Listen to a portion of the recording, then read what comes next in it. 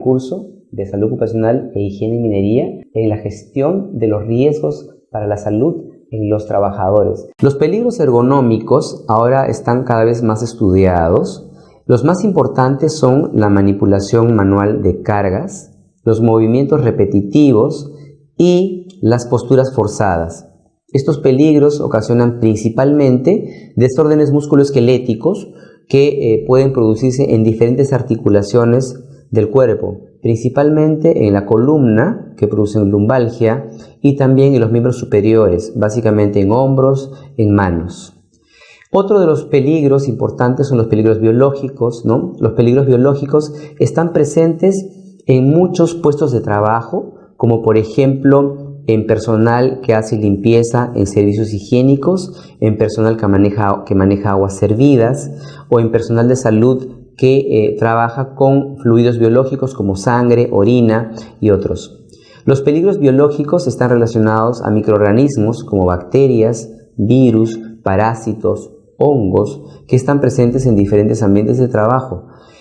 Otro de los peligros importantes y que están estudiándose mucho también últimamente son los peligros psicosociales. Los peligros psicosociales son peligros que generan algún tipo de efecto en la salud mental de los trabajadores. Entre estos peligros podemos mencionar, por ejemplo, la carga laboral, la supervisión autoritaria, el moving que se presenta cuando de alguna manera la supervisión o los trabajadores tratan de señalar a un trabajador y tratan de generarle estrés en forma individual, le generan carga, lo cual el trabajador lo toma como un tipo de agresión y al final tiene trastornos que le generan depresión, etcétera, que incluso reducen su productividad y su estado de salud mental. También hay peligros psicosociales como grupos de trabajo agresivos o como sobrecarga en el trabajo. El riesgo aparece cuando existe un peligro, lógicamente. El riesgo está definido en el Decreto Supremo 005 del 2012, que es el Reglamento de Salud y Seguridad del Trabajo. Está calificado como la probabilidad de que un peligro pueda producir una condición de daño. El Decreto Supremo 055 no solo habla de la probabilidad, aquí sí hay una diferencia importante.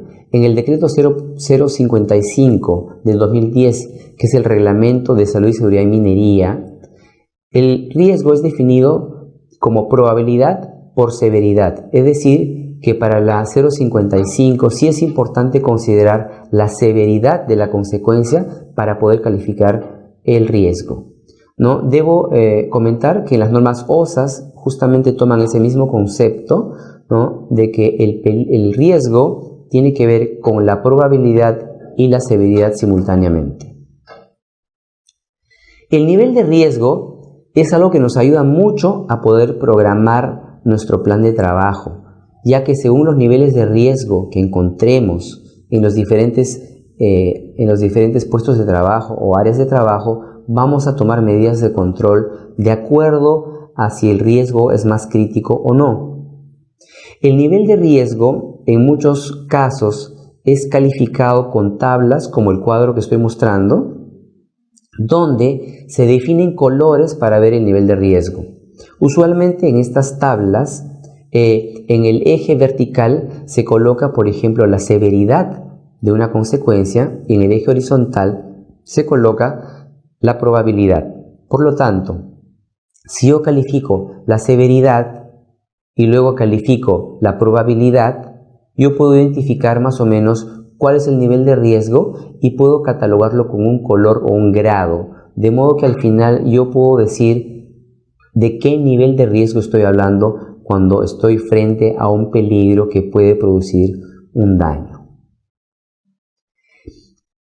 Otro término importante es el factor de riesgo, ¿no? Los factores de riesgo son características que pueden modificar el nivel de riesgo, es decir, pueden incrementar el nivel de riesgo o pueden disminuirlo.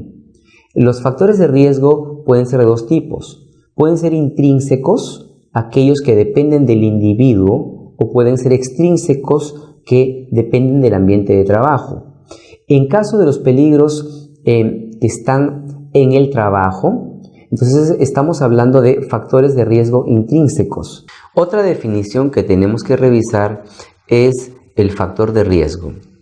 Esta es una característica que modifica el nivel de riesgo, es decir, los factores de riesgo pueden incrementar el nivel de riesgo o lo pueden disminuir. Los factores de riesgo pueden ser de dos tipos. Pueden ser factores de riesgo intrínsecos o factores de riesgo extrínsecos. Los intrínsecos tienen que ver con el individuo, son características propias del individuo. Por ejemplo, la genética de un individuo, los antecedentes familiares, por ejemplo, o la alimentación que tiene o el tipo de personalidad. Es decir, son factores propios del individuo que de alguna manera intervienen en el posible impacto que pueda generar un peligro. Por ejemplo, si yo genéticamente tengo cierta sensibilidad mayor en los oídos, yo podría tener con mayor prontitud una lesión en el oído por exponerme a ruido. O de repente si mi tipo de alimentación no favorece ciertas condiciones, de repente podría tener mayor sensibilidad a ciertas sustancias químicas. Es decir, estos factores de riesgo intrínsecos de alguna manera pueden modificar el efecto que puede tener un peligro, es decir, modifican el nivel de riesgo.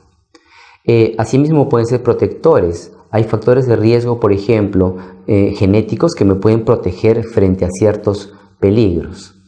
En el caso de los factores de riesgo extrínsecos, estamos hablando de aquellos factores que se presentan en el ambiente de trabajo. Por ejemplo, si hablo de una exposición a determinado peligro, puedo hablar del nivel de exposición o del nivel de riesgo. Puedo hablar de los conocimientos que tenga un trabajador respecto a un peligro, o puedo hablar de las características específicas que tenga un peligro, como por ejemplo intensidad. Es decir, los factores de riesgo extrínsecos son aquellos factores que están presentes en el ambiente de trabajo y que de alguna manera también aumentan o disminuyen el nivel de riesgo. Ahora, quisiera hablar de algo. Una vez que hemos revisado estos conceptos de peligro, riesgo y factor de riesgo, ahora vamos a revisar lo que es el escenario de riesgo. El escenario de riesgo consiste en el hecho de que el trabajador se expone a los peligros en su ambiente de trabajo. Es decir, el trabajador ingresa a una empresa, pasa el examen médico preocupacional, está apto para laborar. Una vez que ingresa a trabajar, este trabajador se expone a diferentes peligros presentes en el puesto de trabajo. Estos peligros pueden ser los físicos, los químicos, biológicos, ergonómicos o psicosociales, que están presentes en muchos puestos de trabajo. Cuando el trabajador se expone a estos peligros, se genera un nivel de riesgo que tiene que ver con la probabilidad de que ocurra una consecuencia en su salud. Una vez que este trabajador labora un determinado tiempo, puede presentar una enfermedad ocupacional. En el caso de seguridad también puede presentar un accidente ante peligros de seguridad.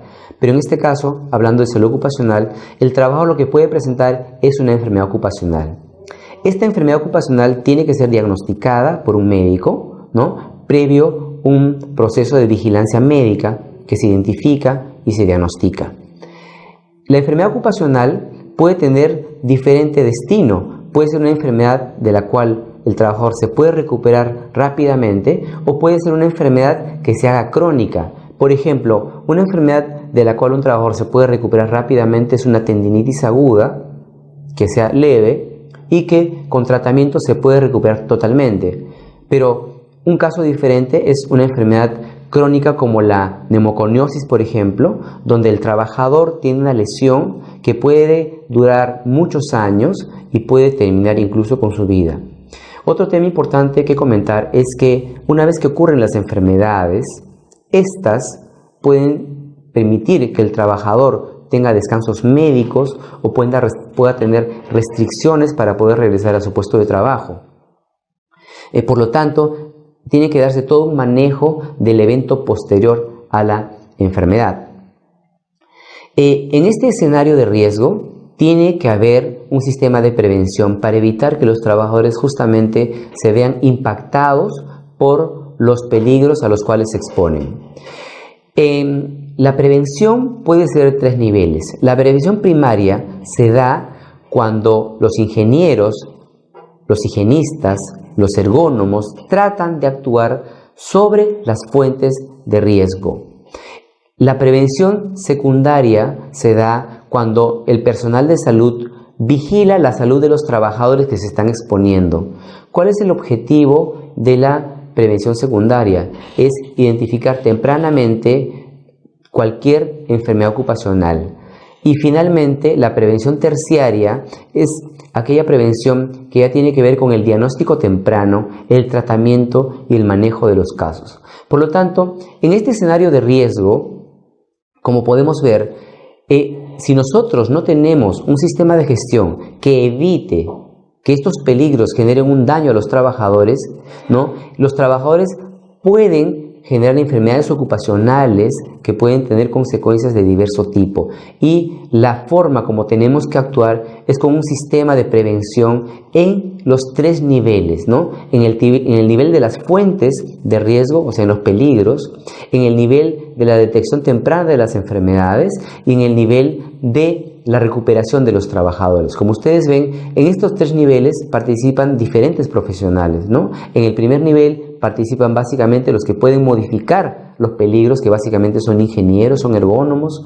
En el segundo nivel básicamente son personal de salud como médicos, enfermeros y etcétera, otro tipo de personal de salud. Y en el tercer nivel estamos hablando también de médicos y otros profesionales de salud, especialistas muchas veces, que participan en la recuperación de los trabajadores.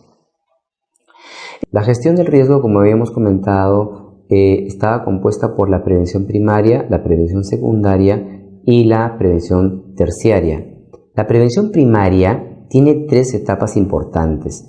Una es la identificación de los peligros, otra es la evaluación del riesgo y la tercera es la gestión del riesgo propiamente referida al control del riesgo.